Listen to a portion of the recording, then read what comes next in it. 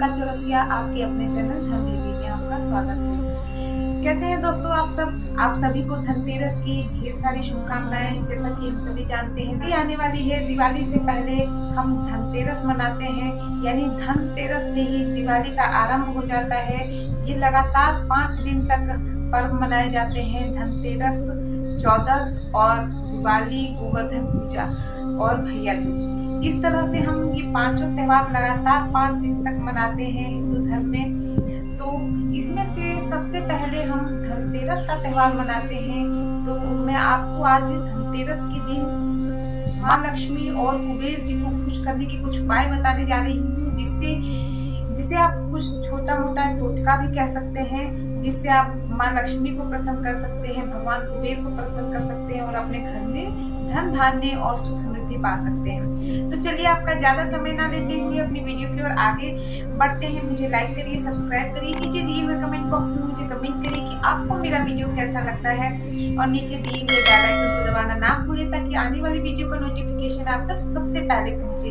तो दोस्तों आज मैं आपको ये उपाय बताने जा रही हूँ जो आप धनतेरस के दिन अगर कर ले तो आपके घर में धन धान्य में वृद्धि हो सकती है और कुछ हद तक आप अपने परिवार में, अपने सुख समृद्धि में, अपने धन में सुधार कर सकते हैं। तो मैं आप सभी से कहूंगी कि ये जो छोटे मोटे टोटके हैं करने से हमारा कुछ नहीं बिगड़ता है। इन उपायों को अगर यदि कर ले, अगर इनसे हमें लाभ मिल जाता है तो हमारा जीवन सुखमय बन जाता है। तो चलिए मैं आपको ये उपाय एक एक करके बताती हूँ कि कैसे हम धनतेरस वाले दिन अपनी पूजा विधि संपन्न करके माँ लक्ष्मी को और भगवान कुबेर को खुश करें। तो सबसे पहले आपको ये बता दूं कि इस वर्ष जो है धनतेरस का त्योहार, जिसे धन त्रयोदशी के नाम से भी जाना जाता है, ये 22 अक्टूबर को त्रयोदशी तिथि आरंभ हो जाएगी। इसीलिए इस बार 22 अक्टूबर को धनतेरस का त्योहार हम मनाने जा रहे हैं और 22 अक्टूबर को पूजा का शुभ मुहूर्त, धनतेरस पूजा का शुभ मुहूर्त 7:01 से शाम को यानी रात को आरंभ हो जाएगा और ये मुहूर्त 8:17 तक रहेगा, यानी 1 घंटा 15 मिनट का ही ये मुहूर्त रहेगा।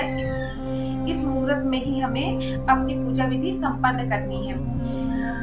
तो दोस्तों सबसे पहले मैं आपको ये कहना चाहूंगी कि उस दिन सभी अपने घर में 13 दीपक जलाकर, जैसा कि इसके नाम से ही प्रतीत हो रहा है धनतेरस, धन को प्रदान करने वाला धनतेरस, तो धनतेरस के दिन हमें भगवान को खुश करने के लिए, भगवान कुबेर को खुश करने के लिए अपनी तिजोरी में कुबेर जी को रख के, तिजोरी के पास रख के उनकी पूजा विधि विधान से करनी चाहिए। उन्हें धूप दीप दीपक जलाकर और नैवेद्यम का यानी लड्डू का भोग लगाकर हमें अपनी पूजा विधि संपन्न करके उनकी विधि पूर्वक आरती करनी चाहिए और उनके आगे 13 दीपक अवश्य ही जलाना चाहिए उस दिन। ऐसा तो सभी लोग जरूर करें, मैं कहूँ, जिससे कि हमारे धन धान्य में वृद्धि होती है और भगवान कुबेर हमसे खुश होते हैं।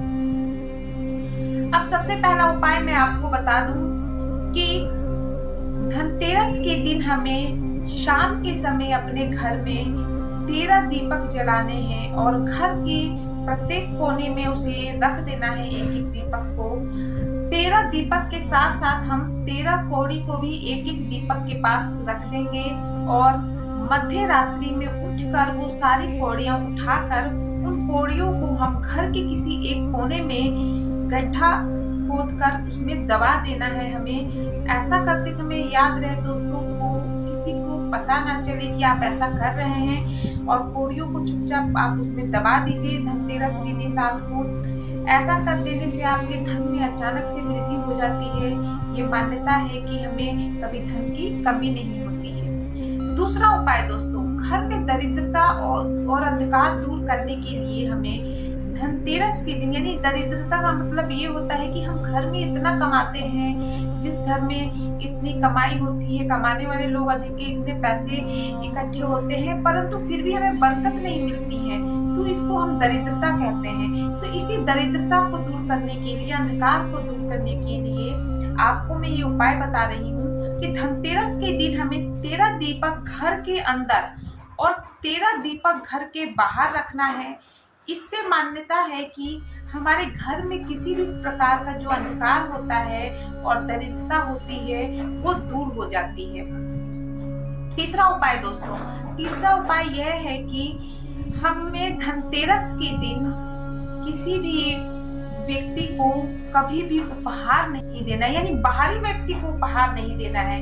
हम घर के सदस्य के लिए कुछ ना कुछ अवश्य खरीदे, परंतु घर के लोगों को उपहार ना दे। ऐसा यदि हम करते हैं धनतेरस के दिन तो हम अपनी लक्ष्मी दूसरों को दान दे देते हैं। चौथा उपाय दोस्तों, यदि आपको ये लगता है कि आपके पास धन तो आप बहुत कमाते हैं परंतु वो टिकता नहीं है, कहीं ना कहीं किसी ना किसी बहाने से वो खर्च हो जाता है, तो इस चीज को रोकने के लिए आपको धनतेरस के दिन से लेकर दिवाली वाले दिन तक मां लक्ष्मी को पूजा करते समय 2 लौंग के, यानी एक जोड़ा 2 लौंग लेकर एक जोड़ा बना ले और उस जोड़े को प्रत्येक दिन, दिवाली वाले दिन धनतेरस से शुरू करना है आपको और दिवाली वाले दिन तक एक जोड़ा लौंग अवश्य ही चढ़ाना है। ऐसा करने से आपके धन का जो प्रवाह है रुक जाएगा और खर्च कम होगा। पांचवा उपाय दोस्तों, पांचवा उपाय यह है कि हमें धनतेरस के दिन, ये मैं कहूंगी कि अगर आपको हो सकता है तो ये उपाय बहुत अचूक उपाय माना गया है, आप इसे अवश्य करने की कोशिश करें। ये पांचवा उपाय यह है कि हमें धनतेरस के दिन किसी किन्नर को अवश्य ही दान देना चाहिए और दान देते समय याद रखें कि किन्नर यदि खुश होकर अपने आप आपको यदि सिक्का दे देती है तो उस सिक्के को आप खर्च ना करें, उसे अपने जेब में, पर्स में, घर के तिजोरी में रख दे। ऐसा करने से ये कहा जाता है कि आपके घर में कभी भी धन की कमी नहीं होती है। यदि किन्नर आपको नहीं भी सिक्का देती है तो आप उससे मांग सकते हैं, आप उससे 1 रुपए का सिक्का मांग लें और उसे अपने पास रख लें। तो ऐसा करने से आपके पास कभी भी धन की कमी नहीं होगी। छठा उपाय दोस्तों, छठा उपाय यह है कि हमें धनतेरस के दिन उस पेड़ पे, जिस पेड़ पे चमगादड़ बैठता है, यदि आपकी जानकारी में हो तो, वैसे तो ये काम अधिकतर लोगों के पास नहीं हो सकता है, गांव के लोग ही ये काम कर सकते हैं, क्योंकि शहर में तो पेड़ तो दूर, इंसान के पास इतनी फुर्सत नहीं होती है कि वो खुद का भी होश कर सके कि उसे ये क्या, इंसानों के बारे में नहीं पता होता है कि वो आपके आसपास कौन रह रहा है, तो उसे पेड़ पे क्या पता होगा कि उस पेड़ पे चमगादड़ रहता है। तो अगर हो सके तो आप कर लेना, मैं आपको ये बता देती हूँ। आपके अगर आसपास कोई ऐसा पेड़ है, यदि आप जानते हैं कि इस पेड़ पे चमगादड़ वास करता है, तो उस पेड़ की टहनी को आपको धनतेरस के दिन तोड़ के लाकर अपने ड्राइंग रूम में रख ले उसे। ऐसा करने से कहा जाता है, ये मान्यता है कि आपके धन के साथ साथ आपका समाज में प्रतिष्ठा भी बनी रहती है। तो दोस्तों ये थे मेरे सरल से उपाय, और मेरा उपाय आपको कैसा लगा मुझे नीचे कमेंट बॉक्स में जरूर कमेंट करके बताएं।